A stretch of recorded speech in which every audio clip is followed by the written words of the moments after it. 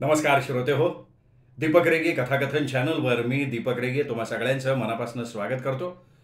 श्रोते हो, आज तुम्ही ऐकणार आहात विजय कापडी सरांच्या गडबड गुंडा या कथासंग्रहातली पुढची बापू पाठक कथा जोकर. पण तत्पूर्वी तुम्ही जर अजूनपर्यंत चॅनल सबस्क्राईब केलेलं नसेल तर प्लीज विनंती करतो की चॅनल सबस्क्राईब करा. ऐकूया विजय कापडी लिखित जोकर. संध्याकाळची वेळ. घड्याळात 6चे टोल वाजायला लागले आणि घड्याळात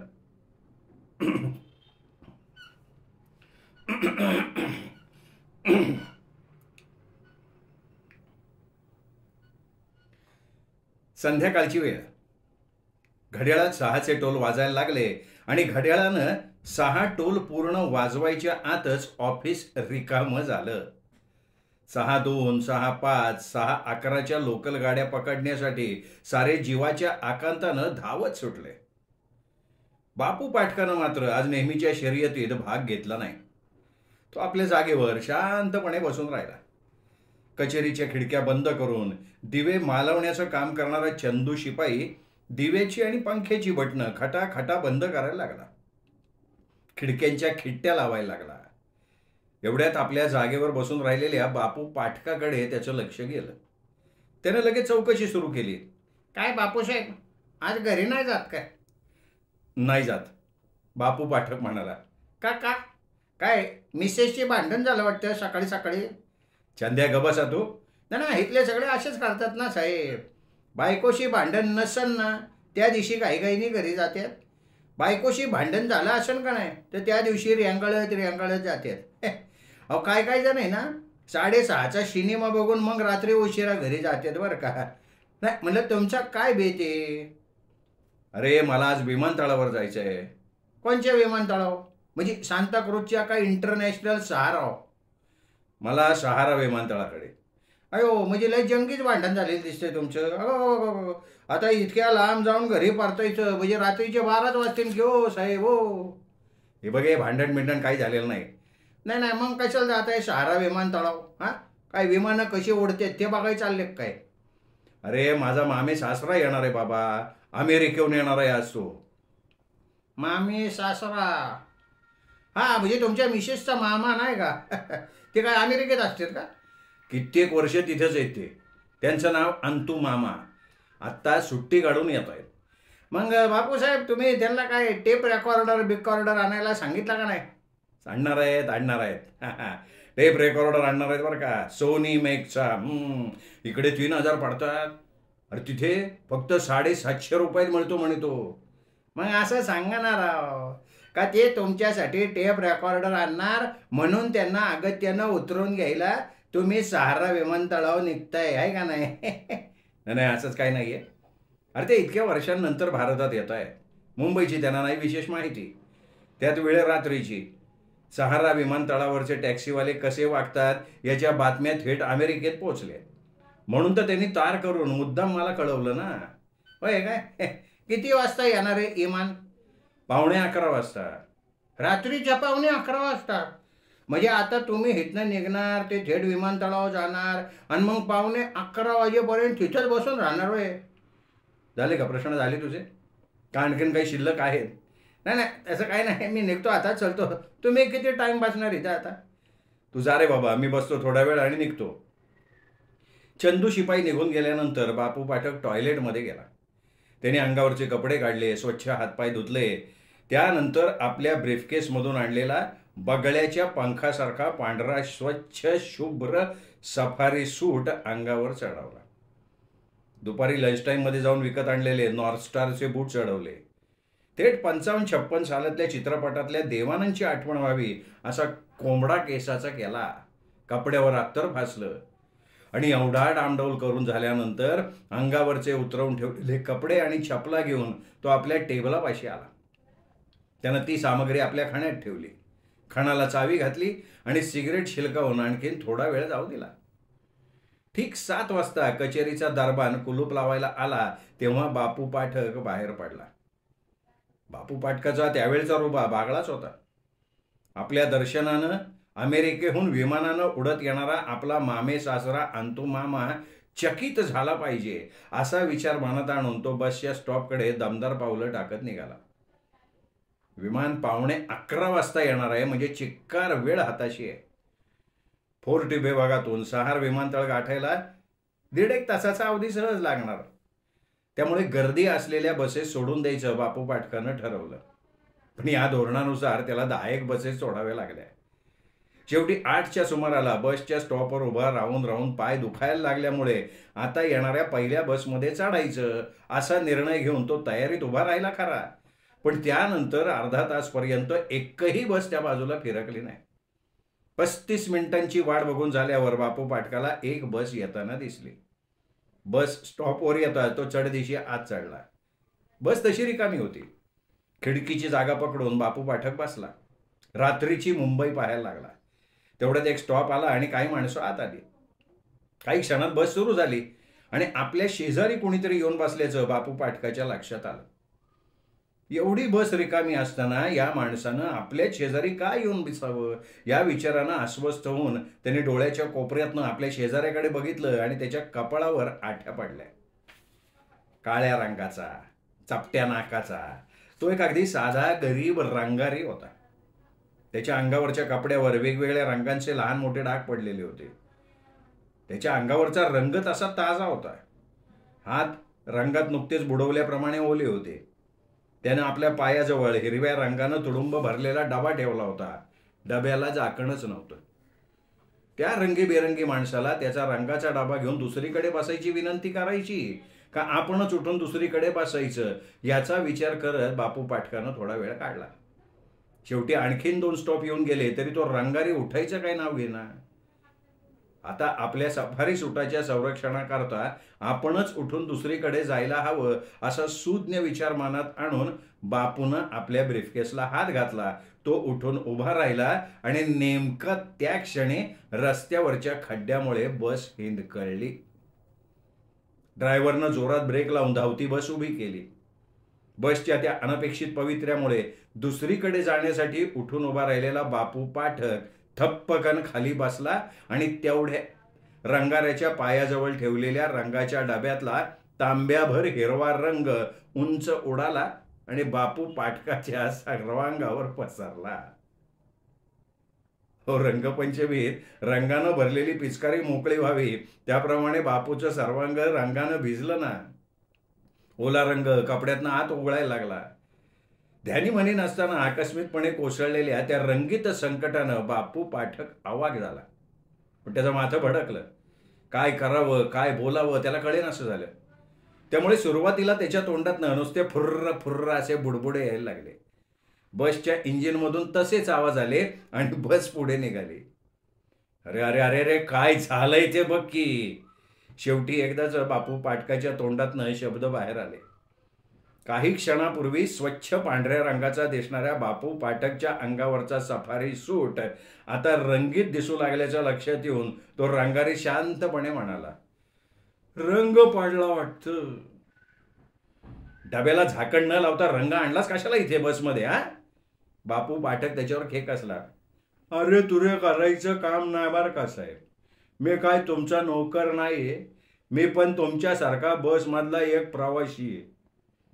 बापू करा करा दात खात त्याच्याकडे रोखून बघायला लागला आणि आवाज टिपेला लावत म्हणाला, अहो प्रवासी महादय, माझ्या कपड्यांची वाट लावली ना पण तुम्ही. त्याला मी जबाबदार नाहीच. ड्रायव्हरनं असा ब्रेक मारला का एवढी मोठी बस हिंदकळली. रंगाचा डबा हिंदकळला, रंग उडाला, त्यात नवल काय. अरे पण डब्याला झाकण लावायला तुम्हाला काय झालं होतं. मालकाने मला असा बिन झाकणाचा डबा दिला, त्याला मी तरी काय करणार हो. अरे झाकण लावलं नाही तर रंग सांडणार एवढी अक्कल नाही का तुमच्या मालकाला. ते मी कसं काय सांगणार. आपण गरीब माणसं आहे. सांगितलेलं काम निमूटपणे करायचं. झाकण दिलं तर डब्याला झाकण लावायचं, नाही दिलं नाही लावायचं. असाच न्यायचा डबा झाकण न लावता. नुकसान भरपाई द्यावी लागेल तुम्हाला. नुकसान भरपाव ते मी कसं देणार. माझ्या खिशात इथं दमडी नाही. मालकानं बससाठी 40 पैसे दिले, ते कंडक्टरला दिले, त्याचं तिकीट बी घेतलं. ते पाहिजे तर घ्या तुम्ही. रंगाऱ्याच्या या युक्तिवादावर काय बोलावं हे बापू पाठकला क्षणभर सुचेना. थोडा वेळ विचार करून नवा मुद्दा मांडत तो म्हणाला, असं आहे काय? ठीक आहे, ठीक आहे, पुढच्या स्टॉपवर मी तुम्हाला खाली उतरवीन आणि पोलीस चौकीवर घेऊन जाईन. नक्की, पोलीस काय वाकडं करतोय माझं? हा रंग काय माझ्या हाताने नाही ना उडवला मी. ड्रायव्हरने असा अचानक ब्रेक मारला नसता तर असं झालंच नसतं ना. बापू पाटकाच्या मनात विचार आला की हा रंगारी म्हणतोय ते खरं आहे. त्याला मालकानं झाकण दिलं नाही, याला तो काय करणार? हे मालक लोक ना साले चोर असतात. आणि हे बसचे ड्रायव्हर म्हणजे अगदी अकलेचे खंदक. बस कशी चालवायची हेच कळत नाही यांना. त्या कंडक्टरला आधी चांगला झाडला पाहिजे. स्वतःच्या मनाच्या मर्जीप्रमाणे वाटेल तेव्हा हा दोरी खेचतो, घंटी वाजवून बस उभी करतो. कंडक्टर, हो कंडक्टर, इकडे या आधी. अरे क्या हो गया, क्या क्या खाली पिली काय को भोम मारता रे? कंडक्टर जवळ येत म्हणाला, हे बघितलं का हे?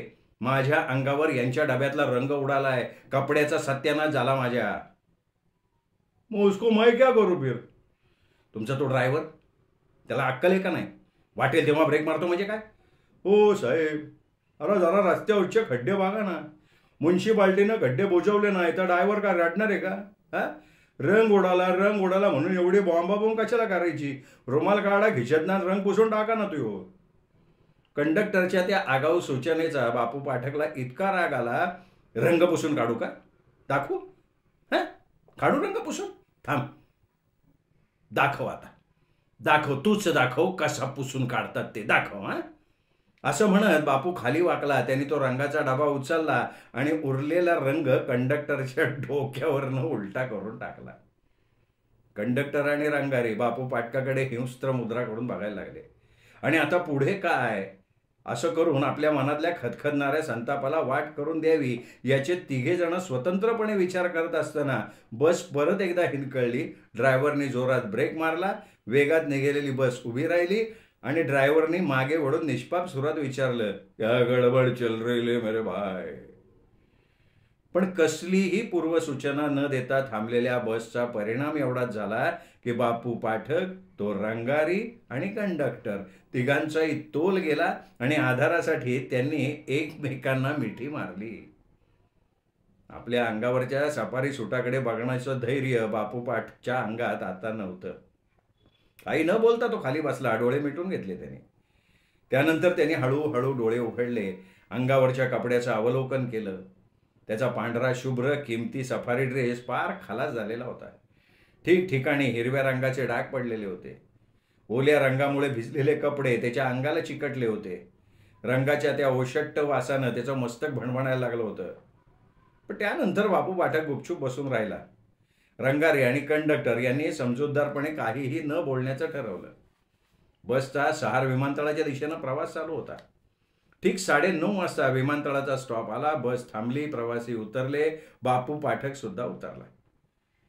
आता अशा या रंगीत कपड्यानिशी विमानतळावर कसं जायचं? तिथले लोक काय म्हणतील? कोणत्या नजरेनं आपल्याकडे बघतील? लोकांचाही जाऊ दे, पण त्या अमेरिकेहून येऊ घातलेले अंतुमामा, ते विमानातनं खाली उतरल्यावर त्यांच्या पुढे स्वागतासाठी जायचं कसं? ते आपल्याला ओळख तरी दाखवतील का? मग आता आपण विमानतळाच्या दिशेने जायचं का माघारी वळायचं? बापू पाटकाचा काही निर्णय होईना. फोन करून बायकोच्या कानावर घडलेला प्रकार घालायचा आणि तिचं मत घ्यायचं असं ठरवून त्यांनी दुसऱ्या मजल्यावरच्या मेहेंदळ्यांकडचा नंबर फिरवला. हॅलो, मेहेंदळे आहेत का? नाही आहेत, सिनेमाला गेलेत. आपण कोण बोलताय? तुम्ही कोण बोलताय ते सांगा आधी. रिकामे चौकशा कसल्या करताय? अहो, मी तुमच्या बिल्डिंगमधला पाठक, 3ऱ्या मजल्यावर राहतो. 3ऱ्या मजल्यावर राहता? मग खाली 2ऱ्या मजल्यावर यायला काय पाय मोडलेत का काय तुमचे? हा, उगा फोन करताय इतक्या रात्री? अरे वा वा, एक मजला उतरून खाली या. मग मेहेंदळे कुठल्या सिनेमाला गेलेत, त्या सिनेमात कोण कोण काम करताय सगळं सांगतो. या खाली या. उगा चिडू नका हो तुम्ही. कृपा करून मिसेस पाठकांना बोलवाल का? मिसेस पाठक? कोण मिसेस पाठक? इथे कोणी राहत नाही मिसेस पाठक बिठक. अहो, असं काय करताय? मिसेस पाठक म्हणजे माझी बायको, 3ऱ्या मजल्यावर राहते. तिला जरा बोलवा, अर्जंट काम आहे. बरं, बोलवतो. Hold on. शिंचा हा फोन म्हणजे रिकामी कटकट झाली शिंची. त्यानंतर 7-1 मिनिटं बापू पाठक फोनचा रिसिव्हर घेऊन उभा राहिला होता. शेवटी पलीकडनं आवाज येत नाही म्हणून कंटाळून तो रिसिव्हर ठेवून देणार एवढ्यात पलीकडनं बायकी आवाज आला. हॅलो. हां, हॅलो. हॅलो. सारखा काय हॅलो हॅलो करते? बोल ना पुढं. कोण बोलतंय? तुम्ही कोण बोलताय? अगं मी बापू बोलतोय. बापू? कोण बापू? अगं असं काय करतेस वेंदळे? मी बापू, तुझा नवरा. तो मगाशी बोलत होता, तो कोण चक्रम माणूस आलाय का मेंदळ्यांच्याकडे, तिरसटले एकाचा. हे बघा, मी मिसेस मेहेंदळे बोलतेय, आणि मगाशी ज्यांनी फोन घेतला होता ते माझे वडील. ते नुकतेच एसटीनं कोकणातनं आलेत. आता पुढे बोला. बापूंनी जीभ चावली आणि म्हणाला, माफ करा, मला मिसेस पाठक हवे आहेत. कशासाठी हव्यात त्या तुम्हाला? कशासाठी म्हणजे काय, मी नवरा आहे त्यांचा. हो हो हो, म्हणजे तुम्ही मिस्टर पाठक बोलताय होय? थांबा हां, बोलवते. हे काय आल्याच त्या, बोला त्यांच्याशी. हॅलो. अगं बापू बोलतोय मी. बोला. अहो हे काय, इतक्या रात्री दुसऱ्याच्या घरी फोन का केला तुम्ही? कुठून बोलताय? आणि अगं विमानतळावरनं बोलतोय मी. इथे पोचलोय पण अद्याप विमान आलेलं नाही आहे. अहो असं काय करताय? आत्ताशी 10 वाजायला आलेत. विमान 11:15 वाजता येणार आहे. ते ठीक आहे, पण मी जास्त वेळ इथे थांबू शकीन असं नाही वाटत ग मला. अहो पण आता विमानतळावर पोहोचलाय ना तुम्ही, मग थांबा की थोडा वेळ. अगं माझे कपडे घाण झालेत ग. तरी मी तुम्हाला सांगत होते नवा सफारी सूट घालून जा म्हणून, पण तुम्ही ऑफिसला जाताना घालता तोच मळकट कपडा घालून गेलात ना रोजच्या सारखा. अगं मी घातलाय सफारी, पण घाण झालाय, रंग पडला त्याच्यावर, भिजलाय सगळा. अहो असं काय लहान मुलासारखं करताय? रंग पडून भिजला तर भिजू दे, त्यात काय मोठंच आहे. थोडा वेळ थांबा. अहो अंतू मामाला मुंबईची काही माहिती नाही आहे. तुम्ही साधा कपड्यावर रंग पडला म्हणून विमानाची वाट न बघता परत आला तर त्याला काय वाटेल हो? तुमचा एवढा मोठा टेप रेकॉर्डर त्यांनी इतक्या लांबून आणायचा आणि तुम्ही साधं त्याला विमानतळावरून घ्यायला सुद्धा जायचं नाही, कसं दिसेल होते? आणि मग बापूची बायको हलक्या आवाजात म्हणाली, हे बघा, इथे मेंदळ्यांकडची माणसं झोपी जायच्या तयारीत आहेत. मी फोन बंद करतेय. आणि फोन बंद झाला. बापू पाटकानं पुन्हा एकदा आपल्या कपड्यांवरनं नजर फिरवली. खिशातला रुमाल काढून रंग पुसायचा प्रयत्न केला, पण रंग पक्का होता, पुसला जातच नव्हता. मग बापू पाठक संथ पावलं टाकत विमानतळाच्या आवारात शिरला. प्रवेशद्वारावरच्या अधिकाऱ्यानं त्याला आपाद मस्तक निहाळला आणि म्हणाला, भाई, यहाँ से सिर्फ हवाई जहाज छुटते हैं, आपको जाने का किधर? जहन्नम में, असा जिभेवर आलेला शब्द गिळून बापू पाठक म्हणाला, अरे हाँ भाई, मालूम है, न्यूयॉर्क का हवाई जहाज कब आएगा? आणि बापू पाठक त्याच्या अंगावरनं आत गेला तेव्हा आतल्या आवारातल्या सगळ्यांचे डोळे बंदुकीच्या नळीसारख्या आपल्या दिशेनं रोखले गेल्याचं त्याला भास झाला. त्याला एकदम पळून जायला सारखं वाटायला लागलं. मान खाली घालून तो रिकामी खुर्ची हेरायला लागला. त्याला आजूबाजूला जास्त लोक नाहीत, प्रकाशही कमी आहे, अशी जागा हवी होती. पण आज सगळीकडे प्रकाशाचा झगमगाट होता, माणसांची गर्दीच गर्दी होती. शेवटी बापू एका खुर्चीवर बसला. आपल्या कपड्यावरचा रंग दिसू नये म्हणून पाठीला पोक काढून आणि ब्रीफकेस हाताशी धरून बसून राहिला. लोकांच्या नजरा चुकवण्याचा एकमेव मार्ग म्हणून त्यांनी स्वतःचे डोळे मिटून घेतले. एवढ्यात विमानतळावरच्या माईकवरनं एक सूचना त्याच्या कानावर आदळली. त्या सूचनेचा मराठी तर्जुमा असा होता की न्यूयॉर्कवरनं येणारं विमान काही अपरिहार्य कारणामुळे 2 तास उशिरा येणार आहे. बापूनं हिशोब केला. विमान 2 तास उशिरा येणार म्हणजे 11:15 वाजता येणारं विमान 1:15 वाजता येणार. बापरे, त्याच्या अंगावर भयानक काटा उभा राहिला. आता या ओल्या रंगाचा वास येणाऱ्या कपड्यात आणखीन 2 तास बसून राहायचं. घरी जाऊन येऊ का तेवढ्यात? पण इतक्या दूर आधी बसणं आणि नंतर लोकलनं प्रवास करायचा म्हणजे ती एक दगदग होणार. ती दगदग व्हायला नको म्हणून तर ऑफिस सुटल्यानंतर घरी न जाता आपण परस्पर आलोय विमानतळावर. आता थोडा वेळ इथे काढावा, इथे तिथे हिंडलो तर वेळ बरा जाईल. पण या असल्या कपड्यात हिंडायचं कसं? जो तो चमत्कारिक नजरेनं बघणार. तिथे बसून राहण्यापासून बापू पाठककडे गत्यंतर राहिलं नाही. तो बसून राहिला. एक एक सेकंद जणू एक एक तासाप्रमाणे संथ गतीनं पुढं सरकत असल्याची त्याला जाणीव व्हायला लागली. दरम्यान 12 वाजून गेले. आता 1.5 तासांच्या अवधीत न्यूयॉर्कचं विमान उतरणार. बापू पाटकानं मोठी जांभई दिली. डोळ्यावर येऊ बघणारी झोप घालवण्यासाठी तो विमानतळाच्या हॉटेलकडे गेला. त्याने तिथल्या पोऱ्याला सांगितलं, एक चहा दे. पोऱ्या त्याच्याकडे संशयानं बघत म्हणाला, आधी पैसे द्या, 1.5 रुपयाला चहा आहे. बापूंना चहा घेतला खरा, पण कपाला 1.5 रुपये मोजावा लागल्यामुळे त्याला तरतरी काही आली नाही. दमल्यासारखं वाटायला लागलं उलट. एवढ्या 14-15 वर्षाची 2 पोरं आपल्या अगदी जवळ उभं राहून आपल्याला निरखून बघतायत, गालातल्या गालात हसतायत असं बापूला दिसून आलं.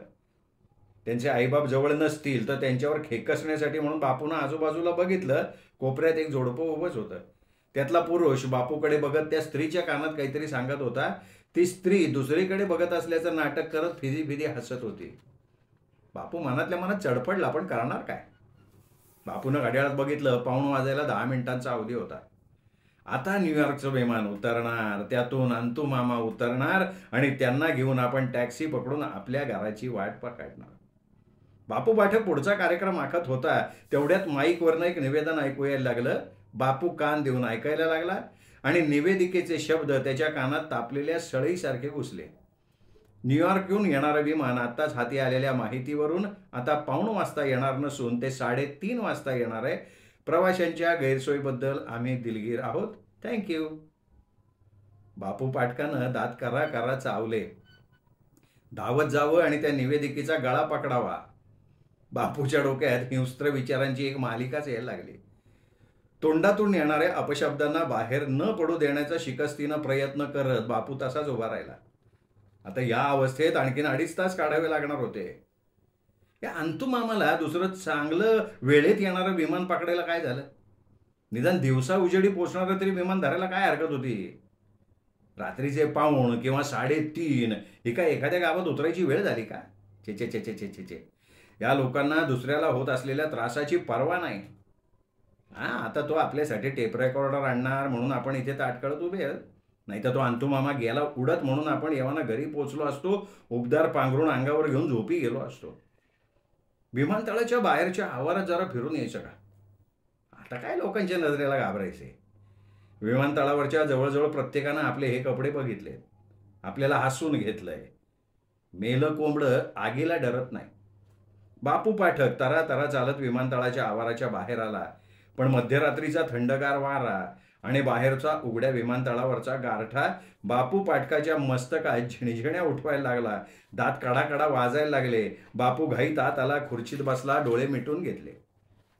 बापू पाटकानं डोळे उघडले तेव्हा प्रवेशद्वारावरचा अधिकारी त्याला गदागदा हलवत म्हणत होता, अरे मिस्टर कलरफुल, विमान उतरलंय तुमचं, झोपता काय असे, चला उठा चला.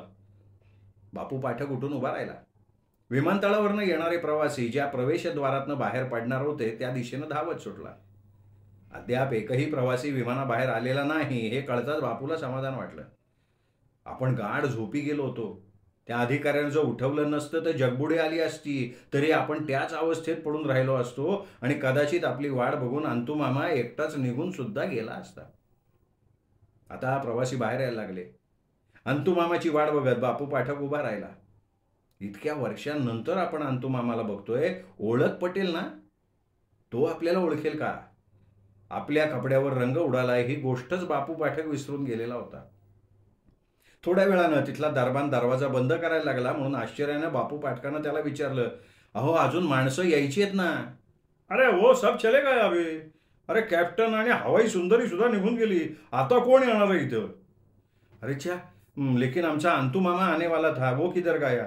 कौन अंतू मामा.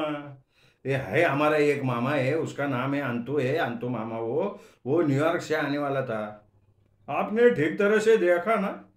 नाही तर तुमचं लक्ष असायचं भलतेच पॅसेंजरकडं आणि तुमचा तो अंतू मामा जायचा निघून.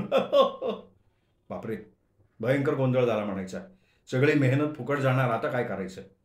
बापू पाठकनं मग सगळा आवार विंचरून काढला.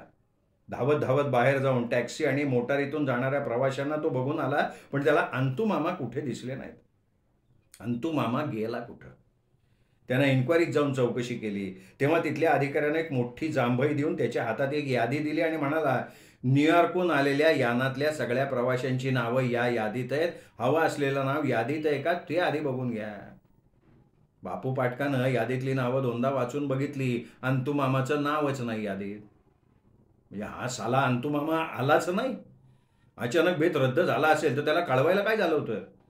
आपण इथे त्याची वाट बघण्यात रात्र वाया घालवली आणि तिथे तो अमेरिकेत झोपा काढत असेल. बापू पाटकाच्या अंगाची संतापानं लाई लाई झाली. घरी गेल्यावर बायकोला चांगलं झाडून काढलं पाहिजे. हे असले बेजबाबदार नातेवाईक असलेल्या बायकोबरोबर आपण लग्नच करायला नको होतं. आपलंच चुकलं त्यावेळी. स्फोटक विचार डोक्यात खेळवत बापू पाठक निघाला. पहाटेचे 4:45 वाजले होते आणि एक बस नुकतीच सुटली होती.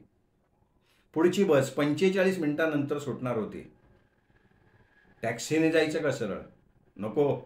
100 रुपयाची उगाच खिशाला फोडणी बसायची. त्यापेक्षा वाट बघू बसची.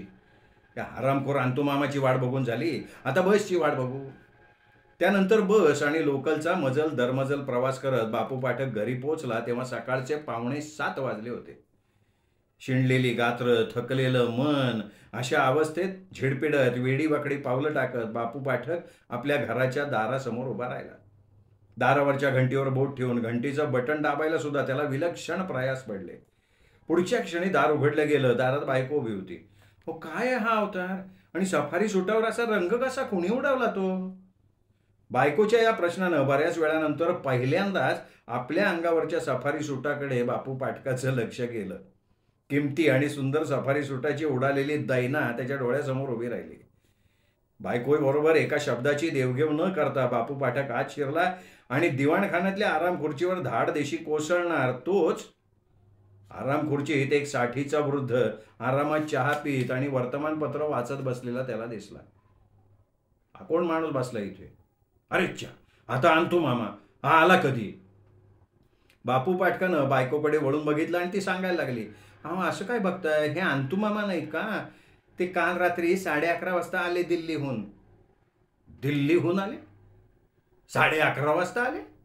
हो. अहो न्यूयॉर्कहून ते ठरल्या दिवसाच्या आधी एक दिवस निघाले. दिल्लीला उतरले सुशीकडे. माझ्यासारखी ती सुद्धा त्यांची भाची नाही का? सुशीच्या मिस्टरांना त्यांनी सांगितलं होतं आपल्याला कळवायला की आधीचा त्यांचा कार्यक्रम रद्द झालेला असून आपण गाडीनं दिल्लीहून मुंबईला येणार. पण सुशीचा नवरा काय? 1 नंबरचा वेंधळा. तार करायला विसरला. बापूनं अंतुमामाकडे बघितलं. अंतुमामा हसला आणि म्हणाला, काय बापूसाहेब, कसं काय? सगळं बसलाच चाललंय ना तुमचं? वा वा वा. आणि काय हो, कपड्यावर रंग कोणी टाकला? अगदी सर्कशीतलं हे जोकर दिसतोय बरं का. बापू पाठक एका शब्दानं काहीही न बोलता आपल्या खोलीत निघून गेला. अंगावरचे कपडे काढायला लागला. तेवढ्यात त्याची बायको घाईघाईनं आत आली आणि म्हणाली, बघितलं ना सुशीच्या नवऱ्याने काय केलं ते? अहो तुमच्यासाठी अंतुमामानं मुद्दाम आणलेला टेप रेकॉर्डर म्हणे त्यांनी मागितला आणि स्वतःसाठी ठेवून घेतला. पण अंतुमामानी मला वचन दिलं आहे, पुढच्या वेळी ते येतील तेव्हा तुम्हाला व्हिडिओ सेट आणतील. चालेल ना तुम्हाला व्हिडिओ सेट? त्यावर बापू पाटकानं आपला निषेध व्यक्त करायला म्हणून एक कर्कश किंकाळी फोडली आणि बापू पाठक धाडदिशी अंथरुणावर आडवा झाला. श्रोते हो, दीपक रेगे कथाकथन चॅनलवर तुम्ही ऐकत होता विजय कापडी सरांच्या गडबड गुंडा या कथासंग्रहातली कथा जोकर. कथा तुम्हाला आवडली असेल, व्हिडिओ लाईक करा, मित्रपरिवारात नातेवाईकात शेअर करा आणि चॅनल सबस्क्राईब करायचं राहून गेलं असेल तर चॅनल मात्र सबस्क्राईब करा एवढीच विनंती करतो आणि थांबतो. नमस्कार मित्रो.